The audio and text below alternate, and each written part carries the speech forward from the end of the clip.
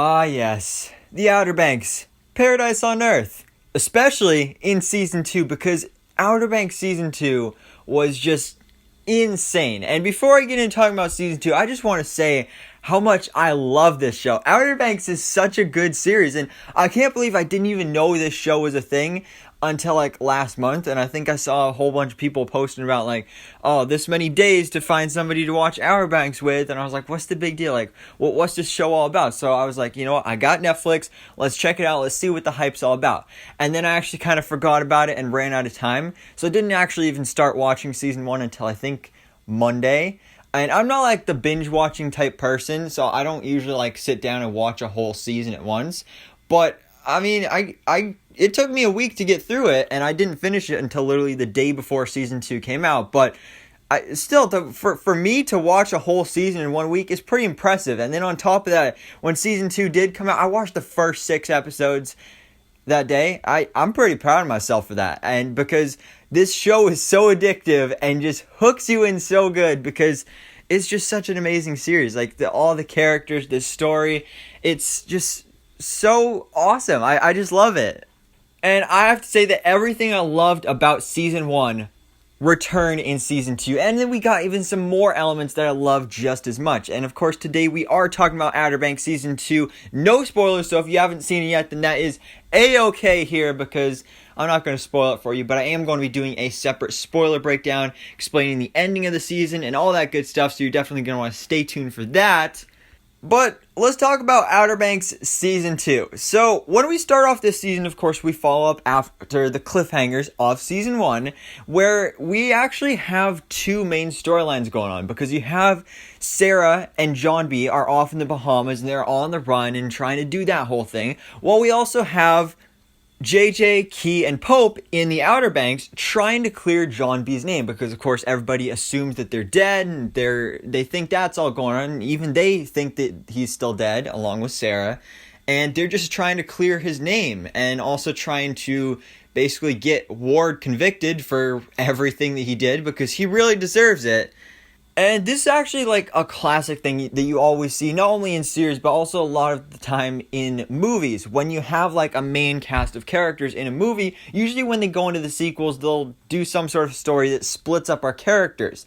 And this is actually both a good thing and a bad thing, because then you kind of have to pick and choose, because you have 2 different storylines here, and obviously there's going to be one you like more than the other. Personally, I like the Pogue story, where they were trying to clear John B's name, a little bit more than John B and Sarah's storyline, which was cool, but just wasn't as captivating to me.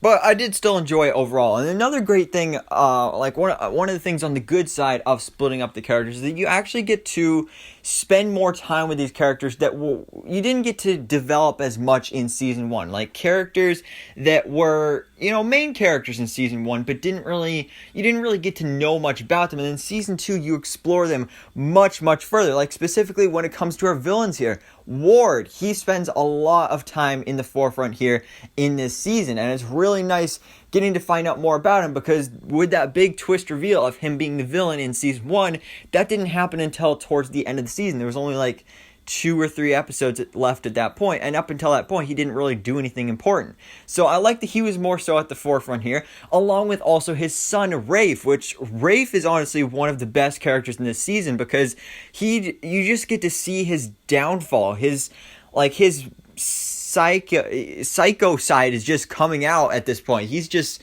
gone completely insane, and I love seeing his downfall here, and also his almost twisted relationship with his father, because it's almost like now that they're both murderous psychopaths, now they kind of have something to bond about. It's honestly kind of hilarious and crazy, and also creepy and disturbing at the same time, because it's like, hey Dad, I want to be murderous and kill people and grow up to be just like you, Dad. And yeah, that's basically what it is. Like, they finally have something to bond about, murdering people. So that's, yeah, awesome, but yeah. But another character that we didn't really get to do too much with in the first season that I really had a big role in this season was actually Pope, because of course he's one of the Pogues, so he was a big part in the first season, but you didn't really get to learn much about him as a character.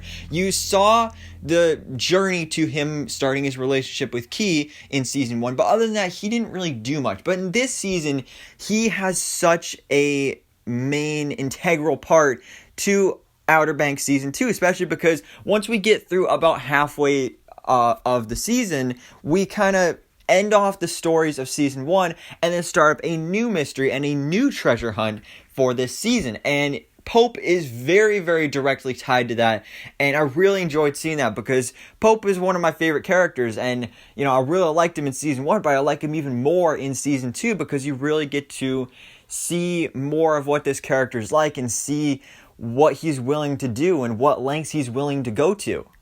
So it was just really cool seeing that some of the characters that we were introduced to a little bit in season 1 got to develop even further in season 2. Also, Topper is another one that we didn't really get too much of season 2, but we still got a little bit more than him in season 1. He wasn't just a complete jerk this time, so that was pretty cool as well.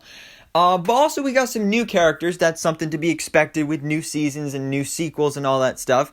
So we do have some new characters. I have to say, none of them really stood out to me too much.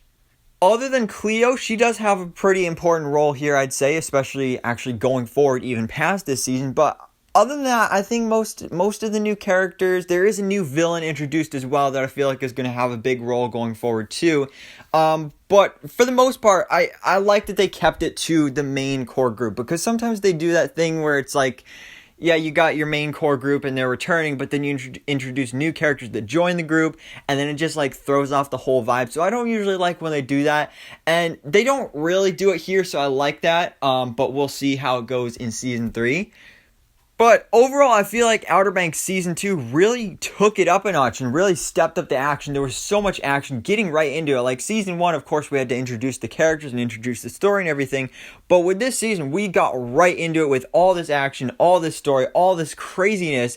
And it was really awesome. And the only thing that I didn't really like, for the most part, was that when it comes to the storylines of finishing up, of course, the first season story with Ward and Rafe and the whole gold mystery treasure hunt, that how that kind of just like disappeared halfway through the season, and then we started a new story, which again I liked. I really did like that new mystery, but I feel like they just should have focused more so on the original mystery and solving that before jumping into a new one, and then that way this new mystery could have gotten a full season to focus on rather than just the back half of the season. So that is one minor gripe that I did want to mention, but again, overall I really did enjoy Outer Banks Season 2, and I am so excited to see Outer Banks Season 3. The only part that sucks now is that I just watched 2 seasons within a week, and now I gotta wait probably at least a year for another season. So that's kind of disappointing, but I'm so excited for it. And again, stay tuned for that full spoiler breakdown where I'm breaking down the ending and that huge cliffhanger at the end, because